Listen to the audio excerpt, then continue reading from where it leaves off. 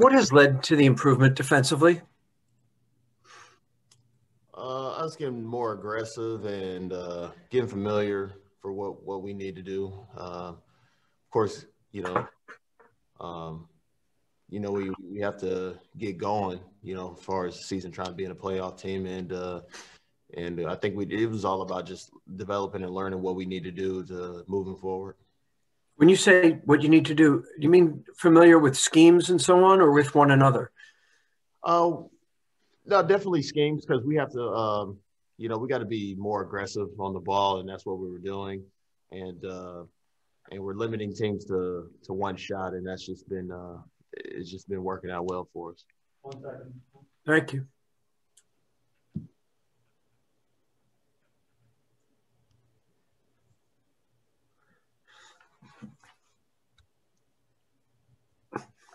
Sean is being a director here, so. There we go. Thanks. Hello, Eric. I would like to ask about your shape so far. How do you feel on the court with about your shape, and also how is the connection with Victor and John Wall so far? Yeah, it's still good, but we're still growing. There's a lot of things that we could still do better as we're all getting familiar with one another, and that we just got to continue picking our spots to where we could play make for someone and penetrate. And you could just tell during the game last night that we still have our ups and downs, and we got to get to the point where it's where we can just make it even more smooth sailing, to where where we don't have any lapses, and where we could just continue scoring and making easier plays for everyone else. Michael Shapiro. Hey, Eric. There's been a lot of personnel changes, both, via trades and injuries and various things. How helpful has it been to have John Lucas as kind of a steadying presence for you guys this season? Well, John Lucas has always been good for this organization since, for sure, I've been here, and probably for sure he's been here. He brings a different energy for this organization, on and off the court. And, he's a good stabilizer for what we're doing here. He gets along and communicates with everybody, and he's of course he does well for what he does for this team, and so he definitely plays an important part for not just me, just about everyone for our team. And is there any way he's helped your personal growth as a player in recent years that you can point to? Yeah, for sure. For me, he's been my stabilizer. He's a go-to person for me as far as, just about any and everything. Everything is, in this league, and everything is not really smooth sailing. So I always go to him for a lot of different advice, of what's going on and what I need to do, and, so forth. Adam Spalding. Hey, Eric. DeMarcus has had probably his 3 best games of the season in these last 3 games where he's been a starter. He's kind of struggled to get into a rhythm coming off the bench. As someone who has dealt with that transition, what advice would you give him to make it a little easier to come off the bench and find ways to be a little bit more effective? Well, it's tough because when you start, you're already kind of in rhythm of the game.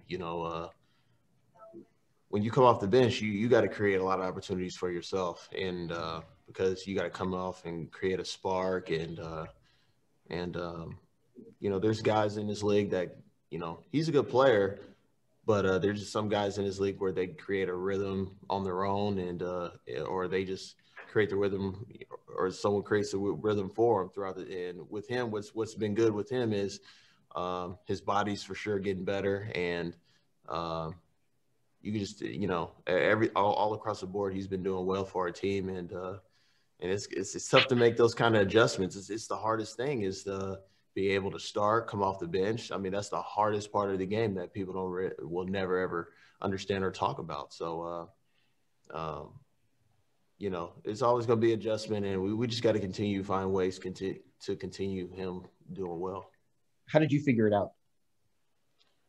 Well, my game, how I play is can vibe with anybody in this league, any player.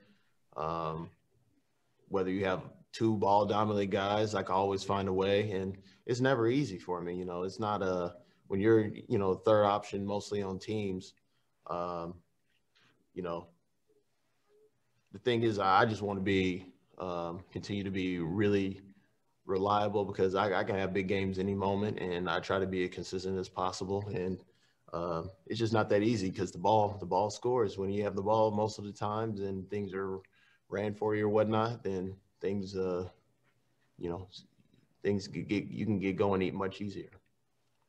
Ali Kampajani.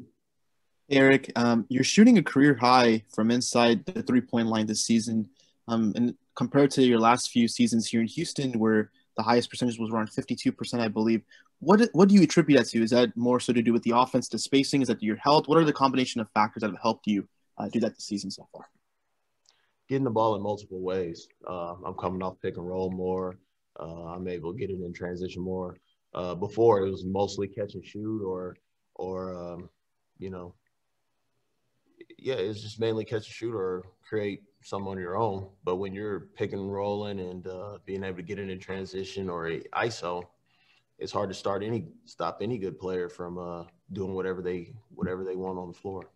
Do you prefer to come off the pick and roll more, or do you prefer to come off those pin downs and wide actions? I'd rather do a little bit of everything, and that's what we need to do as a team. You know, I've seen other teams do it. I've seen Golden State do it for years and years, and you know, because you become an unpredictable team when you have guys, various guys do all those things. Thank you, Rick. And last question, Adam Spalding. Just to kind of follow up on what I asked you a second ago, do you think it's tougher for a center who's been used to starting for his whole career to come off the bench, just because it can be a little tougher for the ball to find him? Oh, for sure. I mean, you know, when you come off the bench, it's all about creating your own energy, and it's not about, you know, of course he's in a, you know, it's different for him in his career, because his, you know, his role here from the start was to come off the bench, and he's done well as a starter. And so, like I said, we still have to figure out ways to really continue to keep him going, keep him motivated, because it's definitely not easy. The flow of the game is different. You got to create your own energy. You have to create, you know, a spark for the team when you come off the bench. I'm sorry, Eric. We have one more from our beat writer, Jonathan Fagan. Just going back to the question I started with on defense, when you're in with that second group with David Nwaba, Sterling Brown, either PJ or Jayshon, does the ability for at least 1 through 4 to switch, is that helping sort of what we're seeing defensively? Or does it still, even with that group, go back to what you were talking about, better familiarity with the schemes?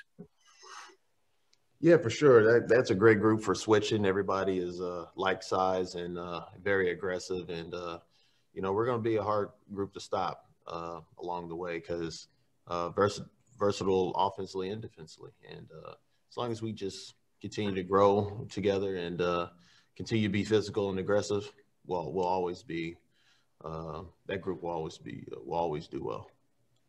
Thank you. Thank you, Eric. Mm-hmm.